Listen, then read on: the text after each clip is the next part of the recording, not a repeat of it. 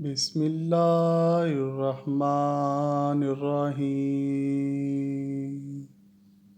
بہلول کے رشتہ دار اور دوست احباب جب ہر ممکن کوشش کر چکے کہ بہلول کو گھر واپس لے آئیں، لیکن ان کی تمام کوششیں ناکام رہیں اور وہ خالی ہاتھ لوٹ گئے، تو بہلول کی پوری زندگی اب صرف فرش خاک، ٹوٹی پھوٹی دیواریں اور کھلے آسمان پر مشتمل تھی۔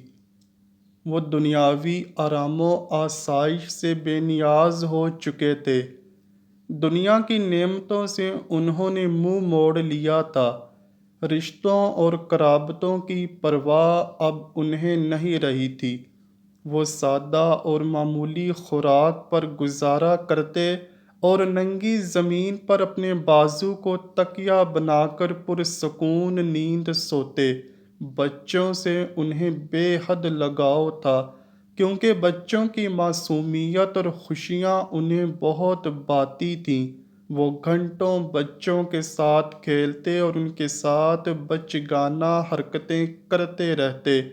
اس دیوانگی کے عالم میں بھی وہ انتہائی دانش مند تھے۔ اگر کوئی راہگیر ان سے کوئی سوال پوچھ لیتا تو وہ بڑی شگفتگی سے ایسی گہری بات کہہ دیتے جو سننے والے کو محظوظ کر دیتی۔ ان کی باتوں میں بظاہر سادگی ہوتی، لیکن غور کرنے پر ان میں کوئی نہ کوئی حکمت چھپی ہوتی تھی۔ آہستہ آہستہ ان کی شہرت پھیلنے لگی اور لوگ ان کی دیوانگی کے چرچے کرنے لگے۔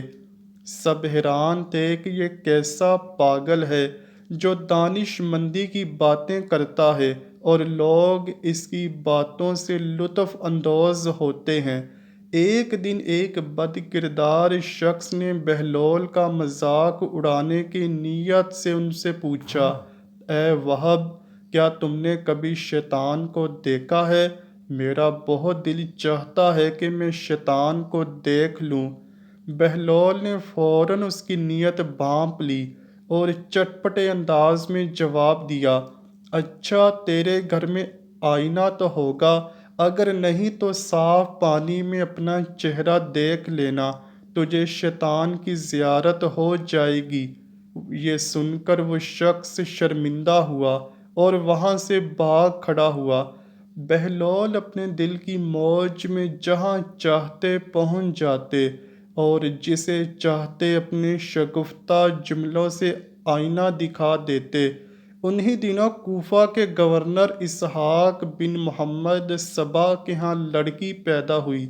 جب یہ بات پتہ چلی کہ وہ لڑکی کی پیدائش پر بہت رنجیدہ ہیں اور کسی سے ملاقات نہیں کر رہے اور نہ ہی مبارکباد قبول کر رہے ہیں، تو بہلول کو یہ خبر ملی۔ وہ اپنی گڈری کو کندھے پر ڈال کر گورنر کے محل پہنچ گئے اور کہا، اے اسحاق، میں نے سنا ہے کہ تو لڑکی کی پیدائش پر بہت غمگین ہے، نہ کھاتا ہے، نہ پیتا ہے اور نہ ہی مبارکباد لیتا ہے۔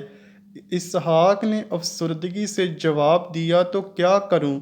میرے دل میں بیٹے کی خواہش تھی، لیکن اللہ نے مجھے لڑکی دے دی۔ بہلول نے مسکراتے ہوئے کہا، کمال ہے، تو اس پر خوش نہیں کہ اللہ نے تجھے ایک صحت مند بیٹی عطا کی ہے؟ اگر وہ تجھے بیٹا دیتا تو وہ تیری طرح پاگل ہوتا، تو پھر تو کیا کرتا؟ یہ سن کر اسحاق حیران رہ گیا اور سوچنے پر مجبور ہو گیا کہ اللہ کا شکر ادا کرنے میں ہی بہتری ہے۔ اس نے توبہ کی اور اپنا غم چھوڑ دیا، لوگوں سے ملنے کی اجازت بھی دے دی۔ بہلول کی دیوانگی میں چھپی ہوئی ذہانت آہستہ آہستہ لوگوں پر عیاں ہونے لگی، گویا وہ اپنی دیوانگی کے ذریعے لوگوں کو محبت اور حکمت کے پھول بانٹ رہے تھے۔ امید کرتا ہوں کہ آپ کو ویڈیو ضرور پسند آئی ہوگی۔ اگر ویڈیو پسند آئی ہے تو ویڈیو کو لائک کیجئے، شیئر کیجئے اور چینل کو لازمی سبسکرائب کیجئے۔ کمنٹ سیکشن میں اپنی رائے کا اظہار بھی ضرور کیجئے گا۔ ملتے ہیں اگلی ویڈیو میں، تب تک کے لیے اللہ حافظ۔